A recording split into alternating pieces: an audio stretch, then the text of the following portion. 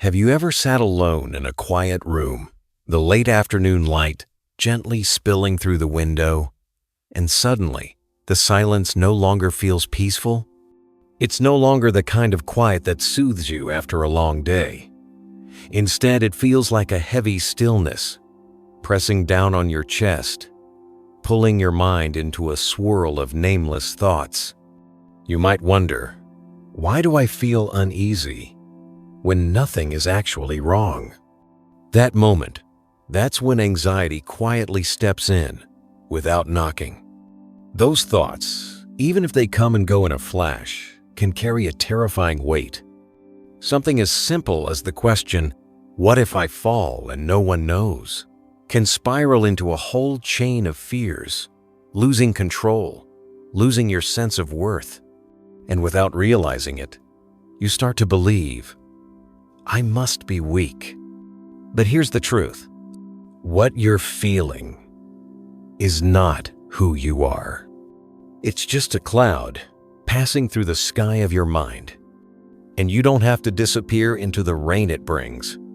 So many times we say to ourselves, "I have to get over this anxiety." But the more we fight it, the longer it stays. So what did the Buddha teach? That we don't have to fight anxiety, we just need to see it with new eyes. Because sometimes, peace doesn't come from pushing the storm away. It comes from realizing you're not the storm. Today, I'd like to walk with you into a powerful Buddhist insight, one that's gentle enough not to pressure you, yet strong enough to shift your whole experience. An insight that has helped countless people find peace right in the heart of their unease. If you've ever felt lost inside your thoughts, weighed down by invisible fears, then come along with me, one step at a time. Let's begin exactly where anxiety is born, and from there, discover the path that leads home. 1. Mindfulness. Rooting yourself in the present moment. One afternoon, a middle-aged man came to see me after a community meditation session. He sat quietly, eyes tired, shoulders heavy. He said, "Nothing major is going on in my life right now, but my mind feels like a whirlpool, constantly spinning. Sometimes I'm just doing the dishes, but my mind runs back to old mistakes. Or I'll be eating dinner and suddenly I get this sharp pain in my chest, just from fearing the future. I feel like I'm not even here anymore." And I understood him deeply. Because so many people, especially in their middle years or after great losses, have felt exactly that. The mind floats between past regrets and future worries, while the present moment quietly slips away. And in that empty space, anxiety creeps in.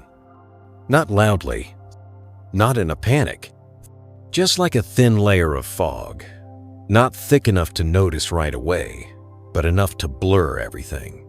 Mindfulness isn't something far away or spiritual in a lofty way. It's simply the art of returning to yourself, to this moment, to your breath, to the feeling of your feet touching the floor, to the warmth of the teacup in your hand, to the sound of birds outside the window, to the soft light through the glass. You don't need a meditation hall. No incense, no bells. Mindfulness begins in the most ordinary place, right here in your daily life. An elderly woman who lives alone in the suburbs of Boston once shared with me, "Every morning I sit and breathe for 5 minutes. I don't pray, I don't think, I just breathe. And after a few weeks, I noticed that my fears of memory loss, of falling, of being forgotten, weren't so loud anymore. Those thoughts still came, but they left, and I stayed." She's not a monk. She hasn't read all the sutras, but she embodied something incredibly important: the ability to root herself in the present and not get swept away. Anxiety itself isn't dangerous, but when our minds are pulled into the past, which we can't change, or into the future, which hasn't even happened, that's when anxiety becomes a trap. But the present moment is always real, and it has never hurt anyone. There's a beautiful passage in the Satipatthana Sutta, the foundation of mindfulness practice. The Buddha taught, "The practitioner dwells in the body, aware of the body, dwells in feelings, aware of feelings, dwells in the mind, aware of the mind." You don't need to analyze. Just see without getting caught. Notice your breathing, and don't judge it. Notice you're feeling anxious or afraid, and don't run. Just stay with it. Like sitting beside a friend who's having a hard day. A woman in her 50s once told me about losing her husband to a sudden stroke. She said, "At first, I couldn't handle the silence in the house. I kept the television on all day, just to keep the emptiness away. But one day, while sitting in the garden, a breeze brushed across my face, and my heart softened. I cried not from pain, but because I could feel myself alive right in that moment." People often ask, "How do I get rid of anxiety?" There's no quick fix, no shortcut, but there is a path. It begins quietly, gently, with just one breath. Breathe in, breathe out, and recognize, "I'm still here." There's a beautiful saying, "This present moment is full of happiness. If you are attentive, you will see it." The question isn't whether anxiety will come. The real question is, will you be there when it does? Not pushing it away, not judging it, just showing up. And when you show up fully, anxiety no longer has a place to cling to. You're no longer the victim of fear. You become the witness, the quiet, steady presence who remains, even when everything else passes through. 2. Compassion. Embracing all beings in fragile moments. There's something quite strange, isn't there? When people talk about compassion, they often think of it as caring for others, helping someone in trouble, soothing another's pain. And yet sometimes compassion gets twisted the other way. As long as I love myself, that's enough. But the truth lives somewhere in between, and in many ways, even beyond both extremes. The Buddha taught that compassion, karuna, is not a personal emotion. It's not pity. It's not indulgence. It's the awakened quality of the heart when it opens fully to life itself, without separation, without condition, without preference. Among all sentient beings caught in the cycles of birth and death, from a mother exhausted by her crying baby, to a stray animal abandoned on the street, from a lonely patient lying in a hospital bed with no visitors, to even ourselves, sitting quietly in a gusty, gray afternoon. Every one of us deserves to be held in compassion. That means when the heart is fully present with the suffering of any being, whether it's your own or a small creature's, that is compassion. One evening, during a meditation session, someone asked, "If I'm worrying about myself, is that selfish?" But the answer doesn't lie in who you're caring for. It lies in how you're seeing them. If your own anxiety becomes a doorway to understanding the anxiety of others, if the gentleness you offer yourself helps you be more patient with the people around you, then that care becomes compassion in its truest form. A man once told me a story from a refugee camp. There was an old woman who every day would break her ration of bread in half to feed the sparrows on the roof. When someone asked why, she simply said, "If I'm in pain, they might be too. I can't save anyone, but I can refuse to look away." That image has stayed with me for years. True compassion doesn't always begin with ourselves, and it doesn't necessarily end with others. It's a continuous stream of awareness zone that sees suffering in all places. In a glance, a sigh, A quiet step from an elderly man walking into a grocery store, unnoticed by the world. When you see a child sobbing for a mother who's nowhere to be found, or someone recently laid off, shoulders heavy with despair, or a trembling animal curled up in the rain, and your heart aches not out of pity, but because you remember what it's like to feel lost, then you've touched something sacred, universal compassion. It's not a one-way act of giving. It's a deep recognition of the shared fragility, the shared longing, the shared heartbeat of all living beings. And within that shared field, you too are included. You're not above it, not beneath it, not someone more deserving or less worthy. You're simply on the path, learning to breathe, longing for peace, just like the rest of us. So when you place your hand over your chest and whisper, "I'm doing the best I can," know that this isn't selfish. It's not self-centered. It's a quiet way of joining the millions of other beings who are also doing their best. And in that moment, compassion no longer carries a name. It becomes the shared rhythm of life itself. The tenderness you offer yourself today, if nurtured with awareness, can become the light you carry into the world tomorrow. And it's that very compassion that gives us the strength to begin recognizing a quiet but powerful truth. Not every thought in our mind is the truth. 3. Don't identify with your thoughts.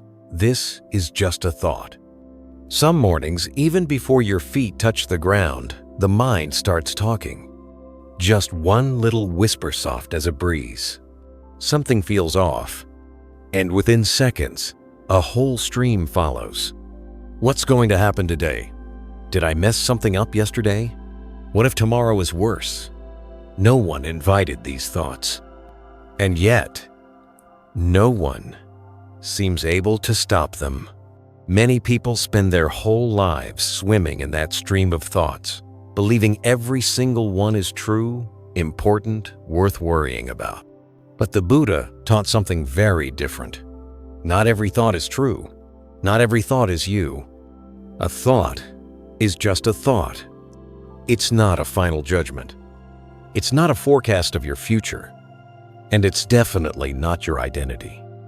There was once a widowed woman who joined a meditation retreat. She shared that ever since living alone, she had been haunted by fear. "I'm afraid I'll fall and no one will know," she said. "I'm afraid I'll forget the stove. Afraid I'm slowly losing my mind." But she never told anyone before because she thought, that must mean I'm weak. Then during a mindfulness session, she was invited to write a sentence. "This is just a thought. It's not who I am." She sat still for a long, long time and then broke into tears.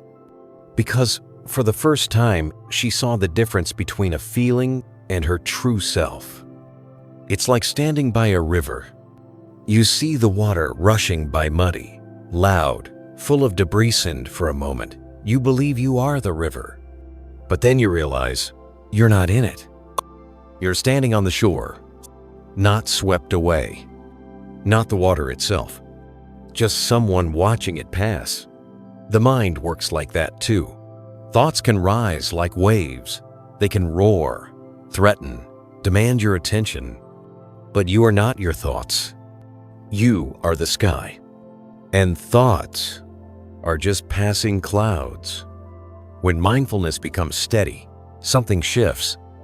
A thought like, "I can't handle life alone," isn't a prophecy. It's just a sentence echoing in your mind, maybe from your past, from society, from someone else who once felt the same fear. And if you slow down enough to really see it, you'll notice something else. The more power we give a thought, the more control it has. But the moment we step back and watch it, like any passing sound, that power starts to fade. There was an older man who fell into deep depression after a painful divorce. He shared this. "Every morning I woke up and the first thought was, I'm a failure. And I believed it for 2 whole years. Until one day, during a walking meditation, he heard a short instruction. When a thought arises, don't argue with it. Don't feed it. Just look at it and say, "Oh, it's you again. I see you, but you're not me." From that day on, he gave his anxious thoughts little nicknames. Mr. Fearful, Auntie Doubt, the Anxious Kid. Not to make fun of them, but to remember, they're just visitors, not the host. There's a beautiful line in the Dhammapada, one of the earliest Buddhist texts. An untrained mind leads to suffering. A trained mind brings peace. Guard your mind like a fortress. Guarding your mind doesn't mean building walls. It means knowing who gets to stay and who just needs to pass through. And thoughts? Sometimes, all they need is to be seen clearly. There's nothing mystical about this practice. It's simple. When an anxious thought pops up, don't rush to believe it, and don't rush to fight it either.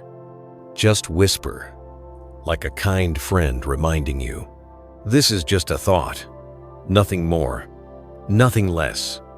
That sentence becomes your anchor, the thing that keeps you from drifting, like a lost hiker spotting a trail marker, reminding them there's still a way home.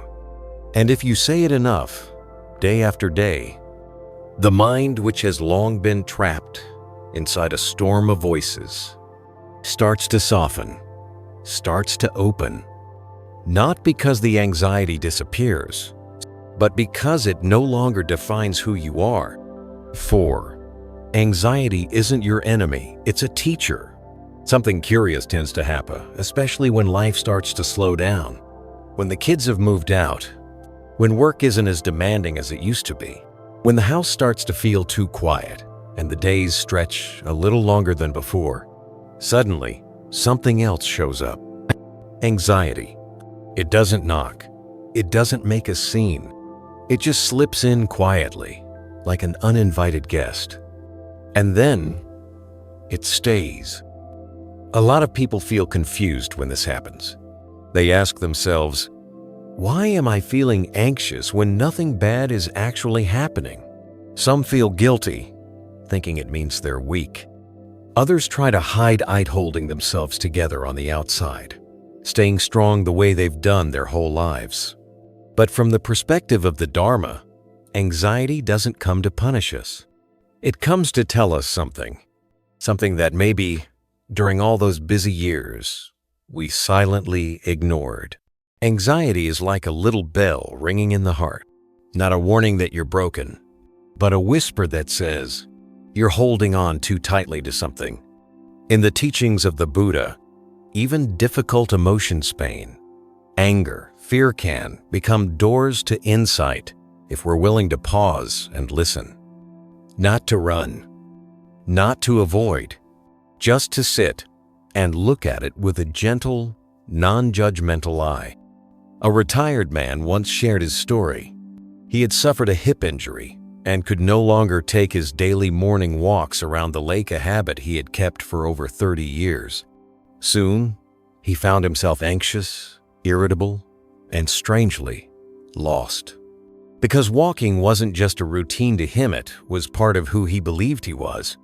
And when that was gone, he didn't just lose an activity, he lost his identity. The anxiety didn't come from the physical pain. It came from the mind holding tightly to an old version of himself. Looking deeper, we see the fear isn't in the change itself. It's in our resistance to it. Like trying to hold on to old water while the river keeps flowing. And it's the holding on that hurts us most. The Buddha said, whatever is subject to arising is also subject to passing away. All things are impermanent. When we truly accept that, the mind softens. Not because anxiety disappears, but because we're no longer fighting it. There was a woman who lost her husband after over 40 years together. After the funeral, she kept everything exactly the same. His jacket hanging by the door, his favorite chair untouched, his morning cup still placed in the same spot. But each day, her anxiety grew, and eventually, she was exhausted. In a small Dharma sharing circle, someone gently asked, "Is there something you're holding on to that maybe needs to be released?" She sat in silence for a long time, and then she whispered, "I'm holding on to the man. I can't hold anymore." Her tears came not from weakness, but from seeing something clearly, maybe for the first time. Anxiety isn't the enemy. It's a teacher, knocking at the door to show us how to love without clinging. And when we pause to listen, something shifts. Anxiety may still be there, but it no longer threatens us. It becomes just one part of the journey home. Like fire, it can burn if mishandled, but if understood, if approached with awareness, it becomes light that guides the way. Just the same, anxiety, if rejected, becomes darkness, but if held in the light of awareness, it becomes wisdom. In one meditation session, a simple phrase was shared: soft as a breeze, yet powerful enough to carry through a lifetime. I see you, anxiety. You're not being pushed away, but you don't run the show here. We don't say this to control anxiety. We say it to understand it. Because at the heart of anxiety is a mind that's trying to protect, a heart that's holding on too tightly to something it cares about. And in recognizing that, a new doorway opens. Because once we stop seeing anxiety as the enemy, we stop fighting ourselves. The mind is no longer a battlefield. It becomes a place of learning, a place of returning home. 5. The root of anxiety: clinging and resisting. One morning, during a meditation retreat in the Western U.S., an elderly man quietly approached after the Dharma talk. He said, "I've been retired for 8 years. The house is peaceful. The kids are grown. And yet, I still wake up every morning with a sense of unease. There's nothing wrong, really, but I can't shake this anxious feeling." It was a quiet question, but a familiar one. Because for many people, anxiety is no longer just a reaction to crisis. It becomes a constant state, like something is always just about to slip through your fingers. At first glance, anxiety seems like just an emotion. But if we pause and look closely like we do in mindfulness, observing the breath, we begin to see two hidden roots beneath it: clinging and rejecting. The Buddha called them tanha, craving, the tight grasping of what we want to hold on to, and fatigue, aversion, the pushing away of what we don't want. Both are deeply human reflexes, but when we're not aware of them, they quietly start steering the course of our lives. Just think about the worries we often carry. We fear losing our health because we're clinging to the image of a body that once moved with ease. We fear loneliness because we don't want to release old relationships that have changed. We worry about loved ones leaving us because we're gripping tightly to the roles they've played in our story. We fear aging because deep down, we haven't accepted life's most natural truth: everything changes. In a grief support gathering, a woman once shared that what frightened her most after her husband passed away wasn't just the loss itself. It was the disorientation of not knowing who she was without him. For 40 years, he made her tea every morning. Every evening, he'd ask what she had for dinner. And now, the quiet kitchen didn't just feel empty, it felt terrifying, because what she was really holding on to was a role: the wife. And that role, at least in its old form, no longer existed. That's where anxiety entered in, that in-between space, between what we're trying to hold on to and a world that keeps changing. The Buddha taught, whatever arises from conditions will pass with those conditions. And what cannot be held on to, if you try to hold, it will bring suffering. Fighting that truth is like trying to hold on to water. The tighter you grip, the faster it slips away. The more you cling, the more exhausted you become. As one old Zen teacher once said, when someone struggles with chronic anxiety, the question isn't always, how do I stop worrying? It's, what am I holding on to too tightly? Or, what am I refusing to let in? It sounds simple, but living that insight can change everything. There was once a man who'd been very successful in finance. After retiring, he found himself feeling anxious all the time without any clear reason. During a silent retreat, he realized that what he missed wasn't the work itself, but the identity, the feeling of being someone important. He had clung so tightly to that rouleau when it was gone. The mind resisted this new reality through constant worry. But slowly, he began to breathe with the anxiety, to sit with it, not to fix it, but to understand it. And over time, it softened, not because he found the answer, but because he stopped trying to control it. You see, the Buddha never taught us to eliminate anxiety. He taught us to see it clearly to its roots. And from that clarity, the mind begins to loosen on its own. To let go doesn't mean to abandon. To let go means to gently release a tired hand, to stop gripping what was always meant to change, so you can finally hold yourself right here in the present. A woman who lost her daughter in a tragic accident once shared, "I'll never forget her, but I've learned not to break down every time I remember." That too is letting go, no forgetting, but not clinging. Not pushing away the memory, but also not tying yourself to the past. And in that space where we neither cling nor reject, the mind can finally rest. So if anxiety is visiting you right now, don't rush to silence it. Sit down, breathe, and gently ask, what am I holding too tightly? What am I resisting that is already here? Because in the answer to those questions, a door may quietly open, and that door may lead to peace. 6. The mantra that breaks anxiety. This is not mine. This is not me. This is not who I truly am. Some mornings, you wake up and can't quite name what's weighing on your chest. Nothing bad happened. No one said anything hurtful. And yet, there it is, this strange heaviness sitting beside you like an uninvited guest, not saying anything, just being heavy. And then the mind starts to whisper, something's wrong. I'm not who I used to be. I must be falling apart. And suddenly, you're no longer just living, you're enduring yourself. But here's something we rarely hear. You are not your emotions.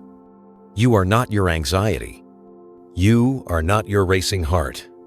You are not the endless stream of thoughts that echo in your mind when sleep won't come. In the Anatta Lakkhana Sutta, the Buddha said, sensation is not self. Perception is not self. Mental formations, consciousness, none of these are self. This isn't a denial of what you feel. It's a reminder not to confuse what's passing through with who you really are. There was an 82-year-old man who had lost his wife. He shared, since she passed, I haven't been able to find myself. Every morning feels like a battle with a sadness I can't name. Sometimes I truly believed that I was the emptiness. He carried his grief like a name tag. He saw himself as the survivor, the lonely old man, the one who has nothing left. Then, during a gentle meditation session, he was invited to repeat 3 simple lines. This is not mine. This is not me. This is not who I truly am. At first, it sounded distant, even strange. But as he repeated it slowly, softly, something inside began to loosen. Not the sadness itself, but the tight grip of identifying with that sadness. It was like standing in a thick fog. The fog didn't lift immediately, but he remembered that he was standing, that he wasn't inside the fog, he was observing it. When you say, this is not mine, You gently release the habit of ownership, the feeling that you have anxiety, or you own fear, or that your past somehow defines you. Because if you don't own it, you don't have to protect it or defend it anymore. When you say, "This is not me," you're coming home to a deeper truth that you are not your passing emotions. Anger doesn't make you a bad person. Fear doesn't make you weak. You are the one seeing the fear. You are the awareness, not the storm. And when you say, "This is not who I truly am," you create space. A space where your true self can breathe. The self that isn't defined by chaos, but by calm. The self that isn't lost in thoughts, but grounded in presence. Many people have shared that just 3 minutes a day, sitting quietly, placing a hand on the heart, and repeating this mantra can open a pocket of peace in the middle of a noisy mind. Not because life suddenly becomes perfect, but because we stop letting our emotions drag us by the hand.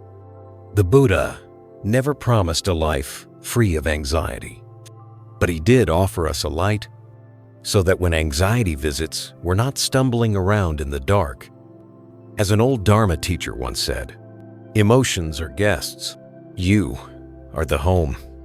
The guests may be loud, but eventually they leave. The home remains. Living with the spirit of non-self doesn't mean rejecting what you feel. It just means not mistaking it for your identity. Your mind might tremble, but your wisdom can still stand calmly at the riverbank, watching the waves go by. And here's the best part. You don't need to do it perfectly. You just need to notice. Just whisper a little reminder. On a breezy morning, a sleepless night, or when your hands tremble with nameless fear. This is not mine. This is not me. This is not who I truly am. You don't need to force the emotions to leave. You just don't have to let them drive. 7. Relearning silence. It's not emptiness. It's a space for awareness. There's something many people only start to feel clearly in the second half of life. Silence doesn't feel peaceful the way it used to.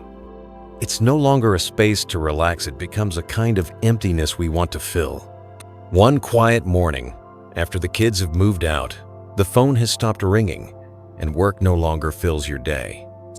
You suddenly notice how the house feels too still, too quiet, too wide.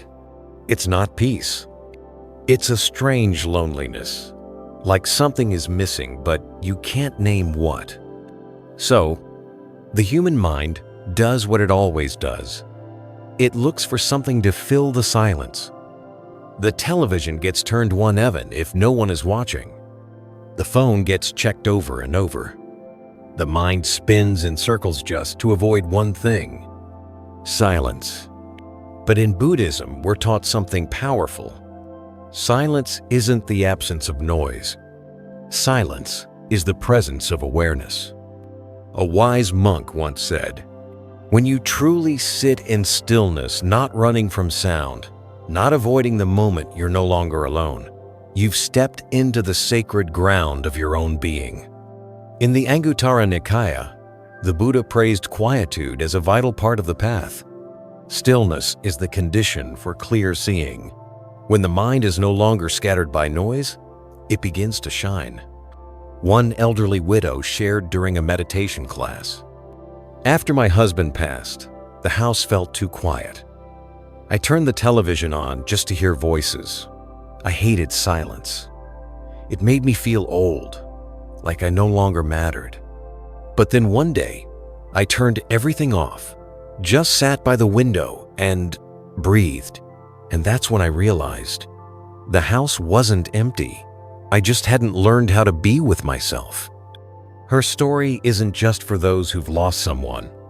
It's a truth all of us will face when life slows down and everything we once held on to begins to fade. But instead of seeing silence as a punishment, the Buddha invites us to see it as a doorway. a space to uncover what's been buried under years of busy living. What is the mind carrying? Is the body tired? Is something inside asking to be heard? In that silence, the mind settles like a still pond. And like clear water, only when it's still can you see the bottom. There was a man who had spent years chasing career success. After retirement, he slipped into depression. He said, "I thought when I stopped working, I'd finally be able to rest. But it turns out, I never learned how to be with myself. All the noise of my life calls, emails, meetings was just a way to avoid it." Then he was gently guided to sit quietly for just 5 minutes a day. No fancy meditation. No pressure. Just sitting, breathing, being present. And slowly, something shifted. Silence no longer felt threatening. It became the place where he could begin to mend the broken pieces of himself. In Buddhism, we call this turning the light inward. That light only becomes visible when the noise quiets down. It doesn't mean we all need to live like hermits, but it does mean we all need a real pocket of silence in the day. To come home, not to think more, not to fix problems, just to be with ourselves fully. Some people say, silence reminds me of old age, of death. But death doesn't live in silence. Death lives in a life never fully lived. So if today you can turn off just one device, step outside, place your hand on your heart, and take a slow, conscious breath, you're not doing anything grand, but you are stepping into something sacred, the space of truth. There, you might start to hear small, beautiful things. Birdsong in the early morning, the rhythm of your own breath, the wind brushing against the window, and above all, the whisper of your own soul, the one you may not have truly listened to in years. And then you realize something quietly powerful. Anxiety didn't come from silence. It came from resisting silence. When you stop fighting stillness, when you no longer fear emptiness, what once felt unsettling becomes the ground of awakening. And after walking together through each part, returning to the breath, letting go of identification with thoughts, seeing anxiety as a teacher, we begin to see something deeply important. Peace was never out there. It's always been here. In this very moment, not when life is perfect, not when fear disappears, but when you can stand still just as you are and smile at yourself like an old friend. Because in the end, the Buddha said, there is no path to peace. Peace is the path. And if there's one gift you can offer yourself today, it's not a promise to change, not some great act of discipline, but simply a moment where you stop, sit, and show up fully. Even in your most fragile moments, you can still walk with awareness, with compassion, and with a quiet knowing that you're not alone. If something in this video touched your heart, please help us share it by subscriing to Buddhism Seeds, clicking like, sharing it with someone you love, and leaving a comment below. Your words aren't just feedback. They're part of a collective healing journey. Thank you for listening. See you in the next reflection, where we'll keep walking together, deeper into awareness and into love.